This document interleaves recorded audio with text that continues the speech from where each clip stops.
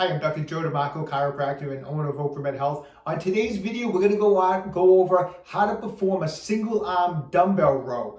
This is a great exercise when it's performed correctly. So what we're going to do today is go over 3 really important technical aspects of that exercise so that you get the most out of the exercise and avoid getting injured, okay? Before we do, today's video is brought to us by Rywell High Density Fitness Mats.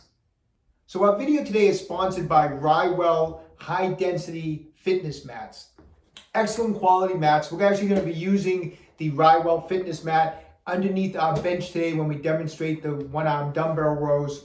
This is a high quality fitness mat. It has an anti-skid surface on both the top and the bottom. And the material is an anti-tear type of material. It's super durable. It's waterproof, it's non-slip, and it actually can be put out in your workout area very easily. It unfolds. You can put your equipment on top of it, or you can use it yourself as like a yoga mat. And then when you're all done, it quickly folds back up and can be put away and stored, under your sofa or in the closet, and so you can get it out of the way when you're done using it. The material on it, it's safe and environmentally friendly. So check out Rywell High Density Fitness Mats. I have the link below to Amazon and a coupon code to save 10% off on the fitness mats. So after the video today, go down. I have the links underneath the video. Check it out. And if you need a fitness mat for your home gym, this is definitely the product to get. Okay, so let's go over single arm dumbbell rows. There's 3 technical aspects of this exercise that you really want to make sure that you're adhering to correctly so that you will get the most out of this exercise and avoid injury, okay? So when I'm talking single arm dumbbell rows, there's some different ways to perform it. The way I like to perform it is off of just a flat bench. So if I'm rowing with my right arm, I'm going to have my left knee on the bench and my left arm on the bench. Right leg is on the ground, slightly bent, and I'm in this position. So let's go over each of those 3 technical issues that we were talking about. First off, it's head position.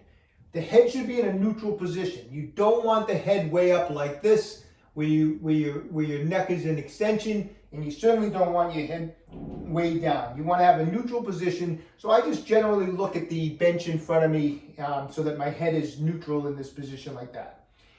Technical aspect number 2, position of your back. You want a nice flat back. That's the strongest position for your back. You don't want to be rounded in the back like that. It's a good way to get injured. And you certainly don't want to have the shoulders come up too high so that your back is in an arched position. Once again, that's not a safe position either.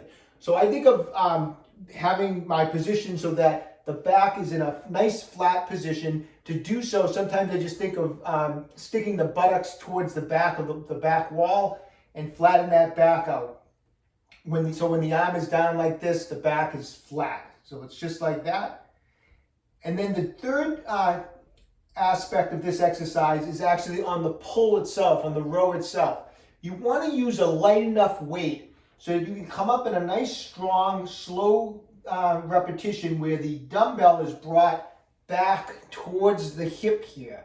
So a lot of times I see people start using too much weight and they're just kind of like pulling kind of like this position. They're using a lot of body English and they're not getting the most out of it, and they're also a chance of being injured. So use a light enough weight so that when you row, you can have a nice slow controlled manner where the dumbbell is brought to the hip like that and then brought back down in this position.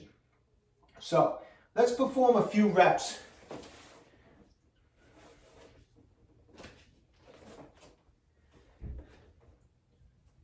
All right, so I get into position, head's neutral, back is flat. I'm going to grab my dumbbell, and from this, from this position, I'm going to let the dumbbell stretch my shoulder down, get a nice stretch through the lat and through the back. And then as I bring it up, I'm going to come up towards the hip in that position like that.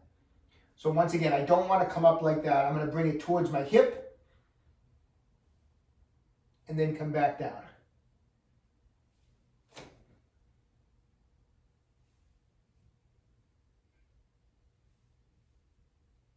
If you're wondering breathing pattern, it would be blowing out as I pull up, and then inhale down.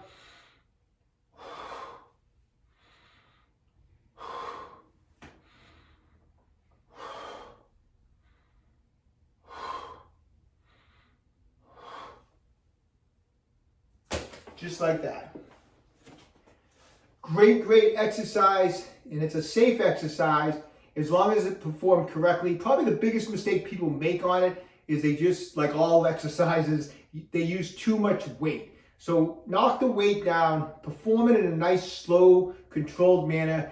We don't want any body English. We don't want to be tugging the weight up and using body English. You can injure your back that way. Head neutral, back flat, and the dumbbell comes up towards the hip.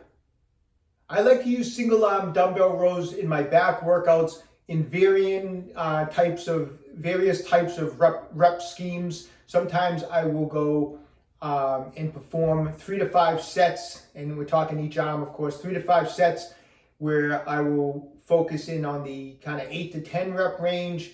Other days I may perform in the 6 to 8 rep range. So I'll kind of work it. It's one of those exercises. It's good sometimes to go a little heavier, a little lighter, higher reps, lower reps, but at no time would I increase the weight where it's going to affect any of those 3 components, my head position, my back, or my ability to row back towards the hip. At no point I'm going to go too heavy where I can't do that correctly. So if you decide you want to do a heavy day with them, that's great, but make sure that the weight you use is a weight that you can handle to perform the exercise correctly.